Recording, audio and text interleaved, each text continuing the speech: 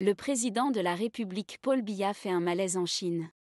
Avant d'aller plus loin, nous vous invitons à mettre une pause à cette vidéo, à cliquer sur le pouce bleu, vous abonner et activer la cloche de notification pour ne rien rater de nos prochaines vidéos.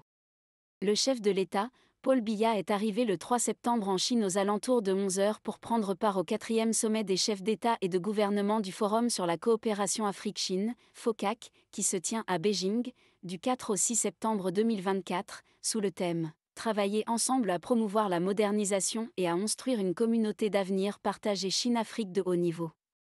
À son arrivée, le président de la République a rencontré son homologue chinois Xi Jinping.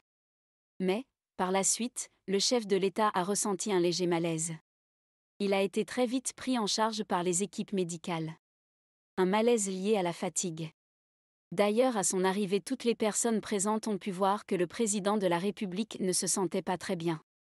Ce malaise du chef de l'État au-delà de l'âge, officiellement 91 ans, est lié à la fatigue. Ces dernières semaines ont été marquées par une intense activité diplomatique et politique du président de la République. Ce qu'il n'avait plus l'habitude depuis plusieurs années. Son corps a été mis à rude épreuve, confirme une source membre de la délégation. Dimanche déjà, alors que toutes les conditions avaient été réunies pour son départ, Paul Biya a annulé à la dernière minute son voyage. Le chef de l'État a préféré se reposer avant de prendre le vol pour le lendemain. Après ce qui est perçu comme un autre coup de fatigue, le président de la République va prendre cette journée de jeudi pour se reposer.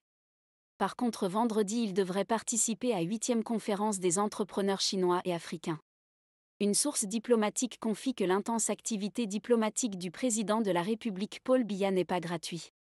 Les bailleurs de fonds, notamment les gouvernements rechignés à prêter de l'argent au Cameroun ou appuyer auprès des organismes financiers les demandes du Cameroun n'étant plus certains des capacités de son chef, Paul Biya, à gérer le pays. Ces voyages visent dès lors en partie à rassurer ses partenaires qu'il tient encore la barque afin de permettre à son gouvernement de lever des fonds dans un contexte de tensions économiques aiguës.